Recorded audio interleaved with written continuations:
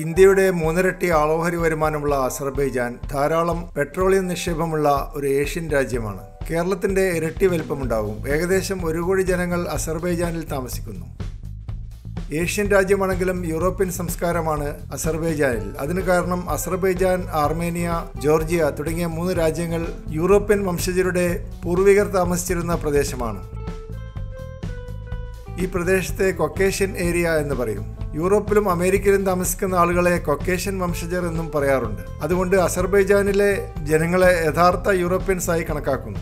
എങ്കിലും ഏഷ്യയിൽ സ്ഥിതി ചെയ്യുന്നതുകൊണ്ട് യൂറോപ്യൻ യൂണിയനിൽ മെമ്പർഷിപ്പ് കിട്ടാൻ സാധ്യതയില്ല. എങ്കിലും അവരുടെ വ്യാപാരവും ദൈനംദിന ബന്ധങ്ങളും കൂടുതലും യൂറോപ്യൻ രാജ്യങ്ങളുമായിട്ടാണ്. ഇസ്രായേൽ, ഇറ്റലി തുടങ്ങിയ രാജ്യങ്ങളിലേക്ക് പെട്രോളിയവും പ്രകൃതിവാതകവും കയറ്റുമതി ചെയ്യുന്നുണ്ട്. അസർബൈജാനിലെ ജനങ്ങൾ 97% മുസ്ലിങ്ങളാണ്. എങ്കിലും ഇസ്ലാമിക രീതിയിൽ ജീവിക്കുന്നവരല്ല. മദ്യപാനശീലം കൂടുതലാണ്. മതേതരമായ ഒരു സംസ്കാരം അസർബൈജാനിൽ ഉണ്ടാക്കിയെടുത്തിട്ടുണ്ട്. പള്ളികൾ ധാരാളമുണ്ടെങ്കിലും അവയിൽ പ്രാർത്ഥിക്കുന്നവരുടെ എണ്ണം കുറവാണ്.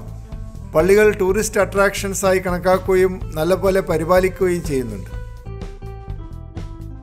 മറ്റു മതസ്ഥരോട് സഹാനുഭൂതിയുള്ള സമീപനം അസർബൈജാനിലുണ്ട്.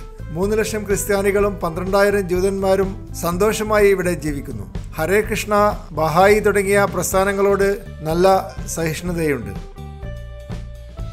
ടൂറിസം മേഖലയിൽ ഉയർന്ന വളർച്ച അസർബൈജാൻ കൈവരിച്ചിട്ടുണ്ട്. സാനിറ്റോറിയം ടൂറിസവും ഹെൽത്ത് ടൂറിസവുമാണ് ഇവിടെ പ്രധാനം.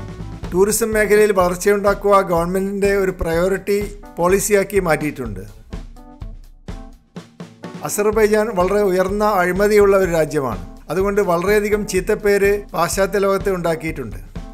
ഇപ്പോഴത്തെ ഭരണാധികാരി ഹൈദർ അലിയേവ് തെരഞ്ഞെടുപ്പുകളിൽ കള്ളത്തരം കാണിക്കുകയും ഉയർന്ന ഭൂരിപക്ഷത്തിൽ ജയിച്ചുവെന്ന് അവകാശപ്പെടുകയും ചെയ്യുന്ന വ്യക്തിയാണ്. ഗവൺമെന്റ് സ്വത്തുക്കൾ സ്വന്തം പേരിലും കുടുംബത്തിന്റെ പേരിലും വിദേശ ബാങ്കുകളിൽ നിക്ഷേപിക്കുന്ന സ്വഭാവം അദ്ദേഹത്തിനുണ്ട്. രാഷ്ട്രീയ അധികാരം പൂർണ്ണമായും അദ്ദേഹത്തിന്റെ കയ്യിലും കുടുംബാംഗങ്ങളുടെ കയ്യിലും കേന്ദ്രീകരിച്ചിരിക്കുകയാണ്. രാജ്യത്ത് അഴിമതിയും സ്വജനപക്ഷപാതവും വളരെ കൂടുതലാണ്. 86% ഭൂരിപക്ഷം തെരഞ്ഞെടുപ്പിൽ തനിക്ക് ലഭിച്ചുവെന്ന് അദ്ദേഹം അവകാശപ്പെടുന്നുണ്ടെങ്കിലും പ്രതിപക്ഷ പാർട്ടികൾ തെരഞ്ഞെടുപ്പിൽ പങ്കെടുത്തിരുന്നില്ല. വ്യാപകമായ ക്രമക്കേടുകൾ തെരഞ്ഞെടുപ്പിൽ നടന്നിട്ടുള്ളതായി അന്താരാഷ്ട്ര നിരീക്ഷകർ അഭിപ്രായപ്പെടുന്നു. അറിയപ്പെടുന്ന പത്രപ്രവർത്തക ഖദീജ ഇസ്മായിലോവ് രാഷ്ട്രപതി അലിയേവിന്റെ കുടുംബം നടത്തുന്ന അഴിമതികളെക്കുറിച്ച് ഒരു പഠനം നടത്തിയിട്ടുണ്ട്. $3 ബില്യൺ വരുന്ന തുക ഈ കുടുംബം തട്ടിയെടുത്തതായി ഖദീജ ഇസ്മായിലോവ് രേഖകൾ സഹിതം തുറന്നു കാണിച്ചു. താമസിയാതെ ഗവൺമെന്റ് അവരെ അറസ്റ്റ് ചെയ്യുകയും 7 വർഷത്തെ തടവിന് ശിക്ഷിക്കുകയും ചെയ്തു. അന്താരാഷ്ട്ര മനുഷ്യാവകാശ സംഘടനയായ ആംനസ്റ്റി ഇന്റർനാഷണൽ അസർബൈജാനിൽ നടക്കുന്ന ക്രൂരമായ മനുഷ്യാവകാശ ലംഘനങ്ങളും പീഡനങ്ങളും എടുത്തു കാണിച്ചിട്ടുണ്ട്. അസർബൈജാന്റെ തലസ്ഥാനം ബാക്കു നഗരമാണ്. 23 ലക്ഷം ജനങ്ങൾ ബാക്കു നഗരത്തിൽ താമസിക്കുന്നു. മരുഭൂമി പോലെയുള്ള ഒരു ഭൂപ്രദേശമാണ് തലസ്ഥാന നഗരിക്ക് വഴി തിരഞ്ഞെടുത്തത്. എങ്കിലും എല്ലാ ദിവസവും ധാരാളം വെള്ളം പമ്പ് ചെയ്യുന്നതുകൊണ്ട് ഒരു പച്ചപ്പ് ഇവിടെ ഉണ്ടാക്കിയെടുക്കുവാൻ മുനിസിപ്പാലിറ്റിക്ക് സാധിച്ചിട്ടുണ്ട്. ഇവിടെ നല്ല ഒരു മെട്രോ സംവിധാനവും മിനി ബസ് നെറ്റ്വർക്കുമുണ്ട്. ബാക്കുവിലെ ബോളിവാർഡ് കടൽ തീരത്ത് കൂടി നടക്കുവാൻ ടൂറിസ്റ്റുകൾക്ക് അവസരം നൽകുന്നു. മ്യൂസിയങ്ങളും പാർക്കുകളും കോഫി ഷോപ്പുകളും റെസ്റ്റോറൻറ്റുകളും കൊണ്ട് നിറഞ്ഞ നല്ല വൈബുള്ള ഒരു നഗരമാണ് ബാക്കു സിറ്റി.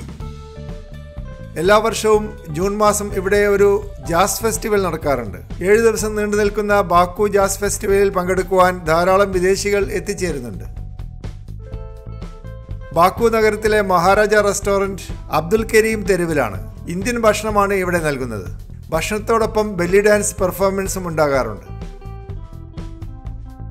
അതുപോലെ Taj Mahal Indian restaurant Haji Zainul Abidin തെരുവിലാണ്. ബുഫേ രീതിയിലാണ് ഇവിടെ ഭക്ഷണം നൽകുന്നത്. നല്ല ആംബിയൻസ് ഉള്ള റെസ്റ്റോറന്റ് ആണ് താജ്മഹൽ ഇന്ത്യൻ റെസ്റ്റോറന്റ്. ബാക്കു നഗരത്തിൽ ഒരു ഓൾഡ് സിറ്റിയുമുണ്ട്. യുനെസ്കോ അംഗീകരിച്ച ഒരു ടൂറിസ്റ്റ് ആകർഷണീയതയാണ് ബാക്കു ഓൾഡ് സിറ്റി. കല്ലുപാകിയ നടപ്പാതകളും ടർക്കിഷ് ഇസ്ലാമിക് ശൈലിയിലുള്ള തുണിക്കടകളും ഇവിടെ കാണാം.